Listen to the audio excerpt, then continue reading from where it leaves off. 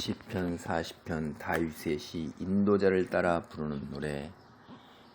이 다윗이 하나님께 곤경에 빠졌을 때 계속해서 기도를 하잖아요. 그런데 다윗의 위대함이 어디 있냐면 그 자기가 처한 현실이 해결되지 않은 거예요.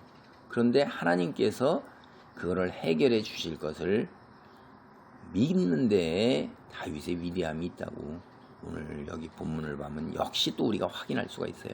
그러니까 내가 지금 현재 세상에 나를 믿지 않는 이들이 15절 보면 나를 향하여 하하하하 하며 조소하는 자들이 자기 수치로 말미암아 놀라게 하소서. 14절에 내 생명을 찾아 멸하는 자는 다 수치와 낭패를 당하게 하시며 나의 해를 기뻐하는 자를 다 물러가 욕을 당하게 하소서. 간구하잖아요. 그러니까 내 생명을 찾고 나를 수치와 낭패 속으로 몰아넣고 그러면서 하하하 웃으면서 조소하고 얼마나 힘든 상황입니까 이게. 그런데 그들이 다 하나님 16절 주를 찾는 자는 다 주 안에서 즐거워하고 기뻐하게 하시며 주의 구원을 사랑하는 자는 항상 말하기를 여호와는 위대하시다 하게 하소서. 하나님은 위대하신 분으로 나를 이런 공경에서 세상의 악한 사람들에게서 구원하여 내시는 분이시라 하는 것. 그걸로 기뻐해서 즐거워 뛰면서 찬송하는 거예요. 17절 나는 가난하고 궁핍하오나 주께서는 나를 생각하시오니 주는 나의 도움이시오 나를 건지시는 이시라. 나의 하나님이여 지체하지 마소서. 내가 지금 겪는 이 곤란과 공공과 세상으로 받는 압박과 조롱과 무시와 멸시 아버지 속히 나를 여기서 건져주시옵소서. 나를 도와주시옵소서. 나는 주위에 나를 도울 사람이 없나이다. 하나님밖에 의지할 사람이 없나이다. 나를 가까이 했던 자들도 내게서 멀리 떠나가고 멀리서 쳐다보고 있는 거예요. 방관자처럼 있는 거예요. 개입해갖고 나를 적극적으로 옹호하고 나를 둘러싸고 나를 방어하지를 않습니다. 오늘 우리가 살아보면 정말로 이 사악한 무리들이 벌떼같이 늑대떼같이 달려붙었고 막 그럴 때 심성이 그러지 아니한 사람들은 멀리서 바라보지 거기에 개입하려고 들지를 않아요. 아주 적극적인 극소수의 사람이나 이 사람하고 맞설려고 들지. 그래서 내가 홀로 서게 되는 거예요. 그게 가난하고 궁핍한 상태예요. 경제적으로도 가난하고 궁핍할 수도 있고 그 다음에 심령적으로도 통탄에 빠져서 더 이상 무엇을 어찌 해볼 수 없는 그런 가난하고 궁핍한 상태. 이게 여러 가지 중의적인 의미가 많이 있는 거예요. 이러한 상태에서 다윗은 뭐라고 그러냐면 1절에 보면 내가 여호와를 기다리고 기다렸더니 귀를 기울이사 나의 부르짖음을 들으셨도다. 이렇게 시작을 하잖아요. 지금 내 상황은 뭐예요? 해결이 된 게 아니에요. 그 속에서 하나님께서 나를 공공 속에서 건져주신 것이 아닌 건데 내 기도에 응답하실 것을 확신하는 가운데 다시 하나님께 찬송을 올리는 것입니다.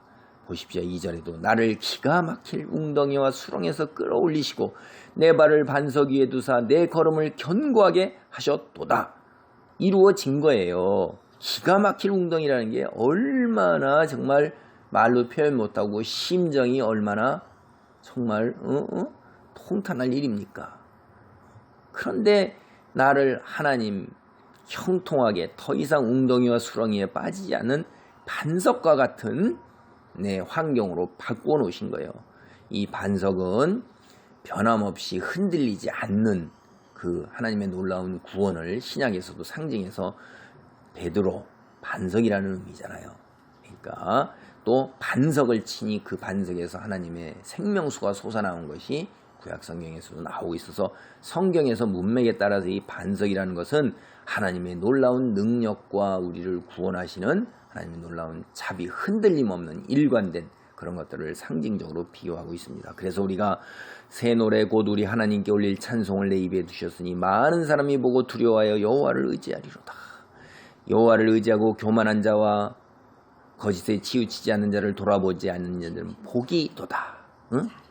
여호와를 의지하고 교만한 자와 거짓에 치우치는 자를 돌아보지 아니하는 자 복이 있다 이 말이잖아요. 그러니까 세상을 쫓지 아니하는 자 오로지 여호와를 의지하는 자 이런 자가 복이 있어서 이렇게 하나님께서 내가 이렇게 어려움에 처했을지라도 주께서 해결해 주실 것이라는 믿음입니다. 5절 여호와는 나의 하나님이여 주께서 행하신 기적이 많고 우리를 향하신 주의 생각도 많아 누구도 주와 견줄 수가 없나이다. 내가 널리 알려 말하고자 하나 너무 많아 그 수를 셀 수도 없나이다. 내가 받은 복을 헤아려 보아라 라는 찬송도 있어요. 우리가 사실 앉아서 이렇게 생각하면 참 많은 거예요. 손가락 5개를 딱 놓고요. 종이에다가 손가락 5개 모양을 그대로 연필로 그리세요. 그리고 가운데다 주께 감사하고 손가락 5개에 내가 받은 복이 무엇인가 한 가지씩 손가락 엄지, 검지, 중지, 약지, 소지 하나씩 써보세요. 금방 생각날 거예요. 그리고 손가락을 수없이 그려야 될 겁니다. 이게 사실 받은 복이 엄청나게 많은 거예요. 하나님 감사합니다. 다윗과 같은 믿음을 지니길 바라요. 다윗은 그 가운데서 놀라운 하나님의 올리는 이 기도 가운데서 또 이후에 수천 년 후에 오실 예수님에 대한 예언을 하고 계시는 거예요. 6절 봅니다. 주께서 내 길을 통하여 내게 들려주기를 제사와 예물을 기뻐하지 아니하시며 번제와 속죄제를 요구하지 아니하신다 하신지라.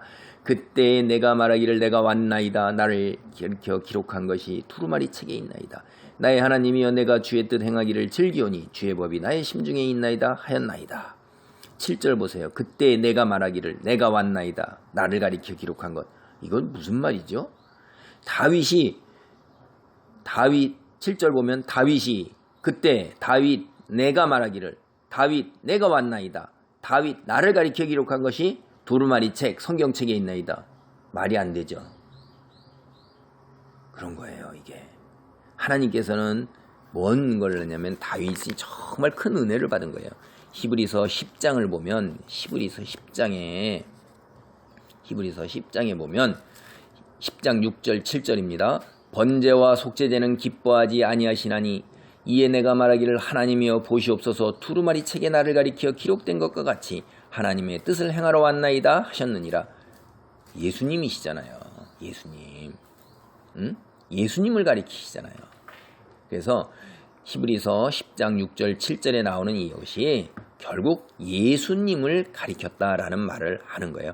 이 성경책이 예수님을 얼마나 기록되고 하나님의 뜻을 행하러 온 분을 기록하고 번제와 속죄제 구약 제사제도로 드리는 것을 폐하고 이제 다시 예수님이 당신의 몸을 희생제물로 삼아 인류의 죄를 폐하는 그 제사제도를 하나님께서 연락하신 것을 히브리서에서 이야기를 하고 있는 것입니다.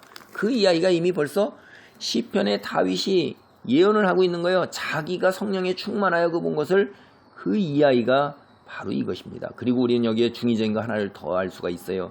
주께서 내 길을 통하여 내게 들려주시기를 제사와 예물을 기뻐하지 않으시며 번제와 속죄제를 요구하지 아니하신다 하신지라.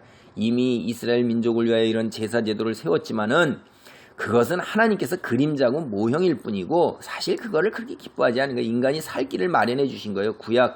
구약의 그 이스라엘 민족이 그리고 앞으로 오실 예수 그리스도의 온전한 원형이 오실 것을 예표하시느라고 이렇게 주신 것이지 그 자체를 갖다가 들여서 이스라엘 민족은 이거 드리는 걸로 자기들의 죄가 다 1년 동안 용서받은 걸로 하는데 심중이 통회하고 자복하질 않아요. 하나님께로 돌아오질 않아요. 그래서 다른 곳에서도 봐도 성경을 보면 통회하는 심령과 자복하는 마음을 원하는 것이지 세상의 모든 것이 다 내 것인데 내가 어디 황소의 피와 뭐 이런 것들을 즐겨 하겠느냐라는 말씀을 하시는 중의적인 이야기가 몇 가지 이야기가 겹쳐 있는 것입니다.